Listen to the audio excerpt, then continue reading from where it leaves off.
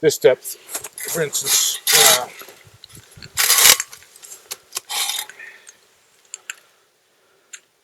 29 centimeters. Uh-huh. And then I'll get another measurement. We had 41, and then the tear is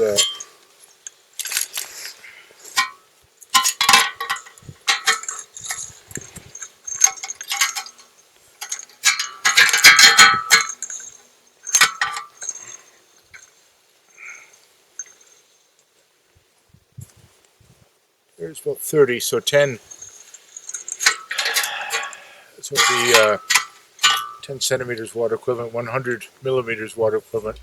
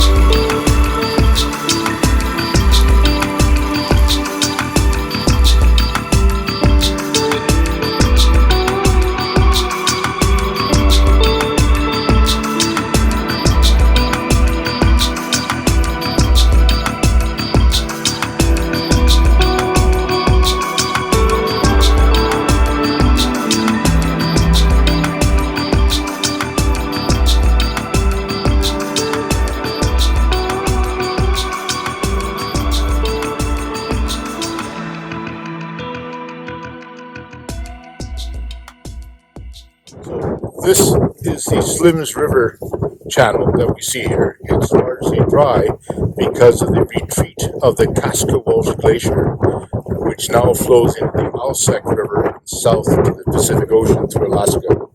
What we're seeing now are dust storms and blowing across sand flats to what was formerly an island in Kluane Lake. The stream flow from the Slims River used to bring up the lake levels 1.6 meters higher than they are right now. These stream flows are not occurring because of piracy of the Slims River due to the retreat of the Kaskawulsh Glacier, so that the Slims River waters now flow into the Alsek, not down the Slims, not into Kluane Lake. And so we're seeing absolute environmental disaster directly attributed to climate change. And does this have an impact on the local peoples here? This is completely destructive to the local peoples. They rely on fishing for their traditional way of life.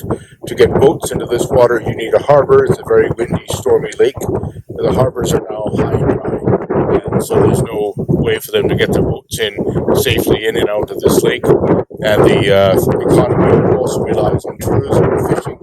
That is also now devastated.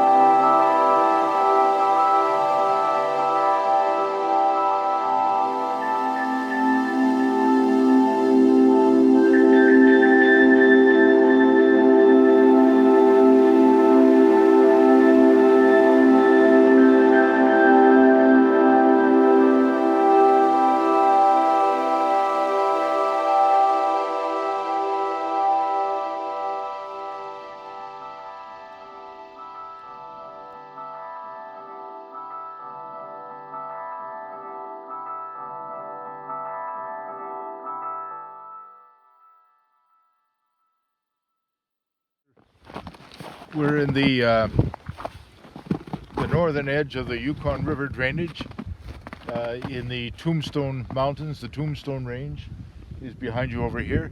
This is the transition to Arctic tundra. So at lower elevations below us, the forest tundra is giving way to shrub tundra, and then finally at the highest elevation, sparse tundra through here.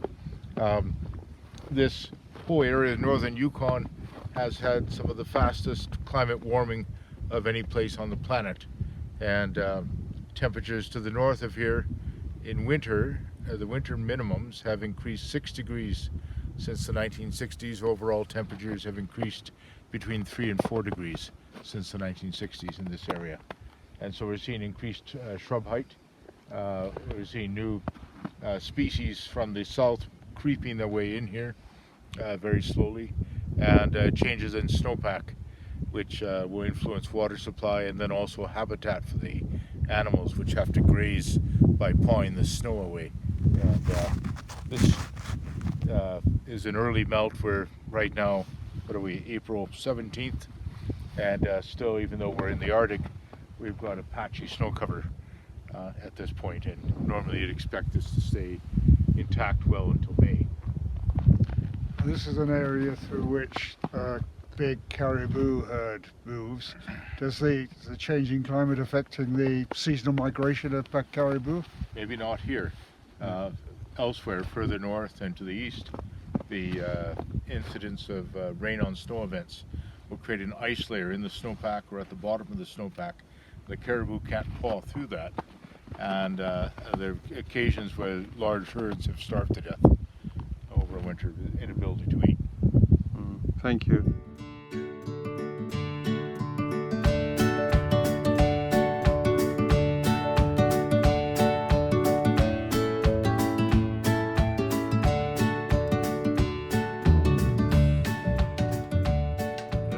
Okay, standing on the Arctic Ocean in the Beaufort Sea off the community of Tuktoyaktuk in the Northwest Territories. It's April and the ocean is frozen now with snow cover over top of it. But the problem is that this won't last, that this will thaw and we'll have a large ice-free area here in the summer. And almost every year there's greater and greater ice-free areas in the Arctic, a dramatic increase such that the Northwest Passage is now water passable. And the decline in sea ice means a darker landscape, so a greater absorption of solar radiation, which heats up the land. But also now with open Arctic Ocean, we get storms coming into coastal communities like Tuktoyaktuk, which erode the shoreline, thaw the permafrost. Also under the ocean here, there's freshwater permafrost under the salt water that stays frozen even though the salt water is liquid. But it's been thawing as well, and as it thaws, it's releasing methyl hydrates, which are very important greenhouse gases in the atmosphere, which could contribute to runaway climate change if enough of them are released.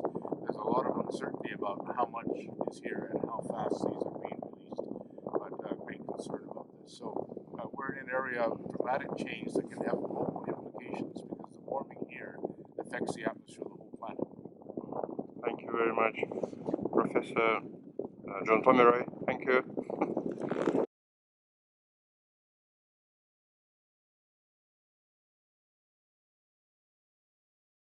So we are... Okay, we're at Trail Valley Creek at the main meteorological station.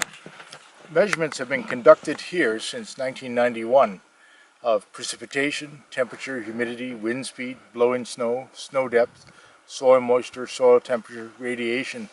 It's the most comprehensive micrometeorological measurement site in the Arctic, and certainly in Arctic Canada. And tremendous changes have been occurring here as well. Snowmelt is occurring 6 weeks earlier than before. Shrubs are emerging from the tundra and heating up in the sun, causing more rapid snowmelt by several days. The drifting of snow in the winter, the blizzards, are somewhat reduced by the warmer winter temperatures and by the taller shrubs that hold the snow in place. The big drifts that used to last into the summer don't last as long, and so stream flow is reduced later in summer. And the permafrost is thawing. by several centimeters deeper over time. So the roots of plants can go deeper, but also the storage of water is deeper. And of course the release of that permafrost water enters the Arctic Ocean and contributes to sea level rise. So lots of changes occurring here all at once. And all this is being driven by the tremendous increase in temperatures that have occurred over time. 3 to 4 degrees since the early 1960s, and winter minimums increasing by over 6 degrees. So that with a slightly reduced precipitation in some areas is causing a big shift to the hydrology and to the snowpack of this environment. We're seeing essentially the retreat of snow and ice from the Arctic, and we can see it before our eyes within our lifetimes. Thank you very much. Professor Trevor Davis. I was lucky enough to be invited here by Professor John Pomeroy in the early days of the station. John has indicated that he set it up in 1991. I came out with other colleagues in 1992 when there was much less instrumentation here. But even then it was clear to me that this was an excellent site for doing the sort of work which is required to understand the processes behind change of snowpack hydrology in this very, very sensitive area of Arctic Canada. Lucky to be here then, lucky to be here now. Thank you very much. Thank you.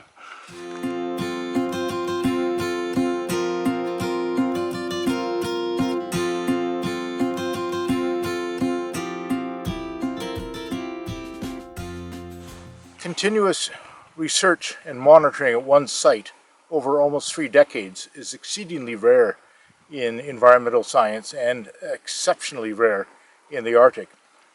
This station, Trail Valley Creek, has been running continuously since 1991 because of the determination of one man. That's Dr. Phil Marsh, who's Canada Research Chair and Professor at Wilfrid Laurier University. He worked many years for Environment Canada as a research scientist.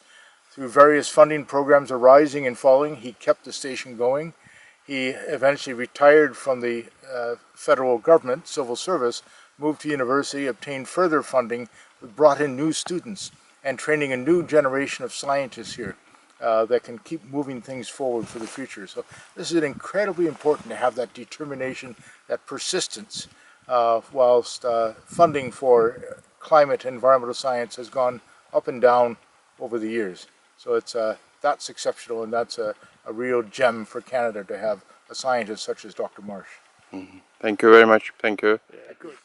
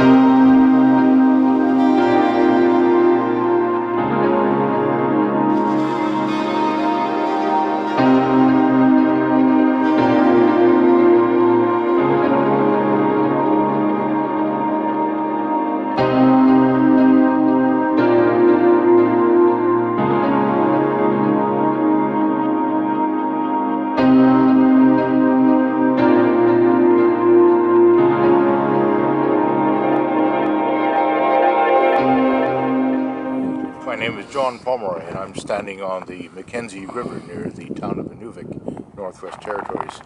This area has experienced the greatest climate warming in Canada and perhaps the world. Winter minimum temperatures here have increased by 6.5 degrees since the early 1960s, and overall temperatures between 3 and 4 degrees. The winter snowpack has become shallower, melt is occurring weeks earlier than before, permafrost is degrading in this region. The Mackenzie River that we're on now has had subtle changes in its hydrology. It integrates a vast climate signal from the Rocky Mountains to the northern boreal forest, to the northern fringes of the prairie, to the Great Slave Lake and the aspects of the Arctic. So it's changes here primarily through changes in timing, earlier flow, earlier breakup, and changes in flooding regime that which help feed the millions of small lakes and ponds in the Mackenzie Delta. The important geochemistry feed to these from the river keeps the ecosystem productive, and that's starting to change, and many of these ponds and lakes are drying up now. In the surrounding small creeks and basins around here, we see a decline in stream flow along with earlier peak flows and a greater evapotranspiration over the summer. When we take climate models and run this forward to the end of the 21st century, we get very interesting results. Further warming, a total warming on average of over 9 degrees Celsius since 1960. But a increase in precipitation, largely in winter, but more rain and less snowfall is a fraction of precipitation. And then, interestingly, the hydrology shifts dramatically, increase in evapotranspiration, but a doubling of peak flows in the spring. And this can be very damaging to infrastructure. This sort of events, doubling of flood events in the spring would wash out roads, houses, infrastructure. And then declining flows in late summer. So subtle changes here. So in summary, so far due to climate change, we've actually seen a slowing of the hydrological cycle in this area, somewhat reduced stream flows and cloudier conditions, which can sometimes reduce evapotranspiration rates.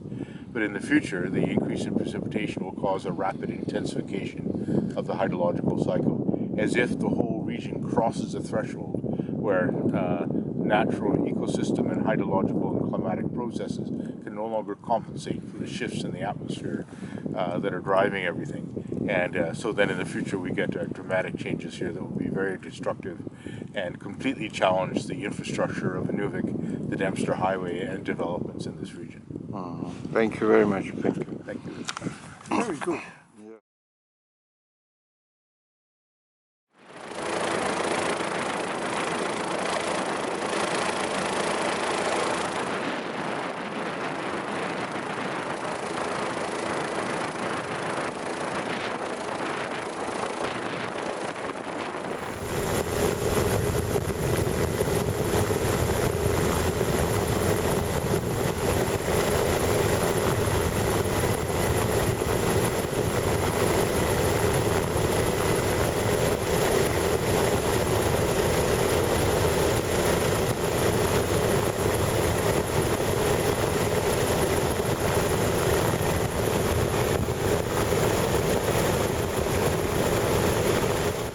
Met them in Rose and Crown, and they said they're rebuilding the ski area, and I said, no, you're not rebuilding this. They said, yeah, we are.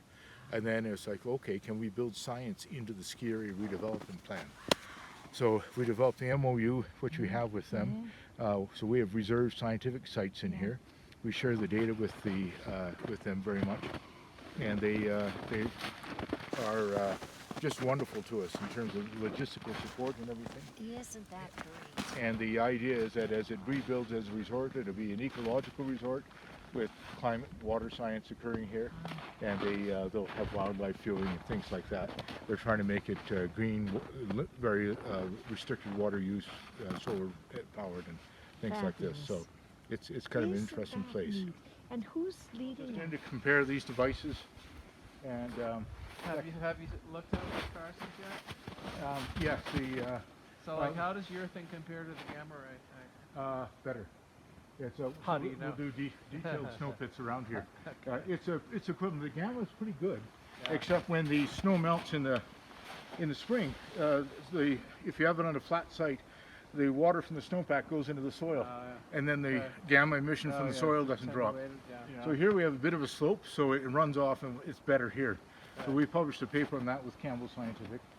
The snowpack analyzer, we've used it, and we have them at the other sites as well. So it gives us some information about the wetness of the snow, and then we have some cables laid horizontally through the pack in here that allow us to look at the melt wave moving down. I've got a micro rain radar up here looking up, so it's a precip radar. It's just vertical looking.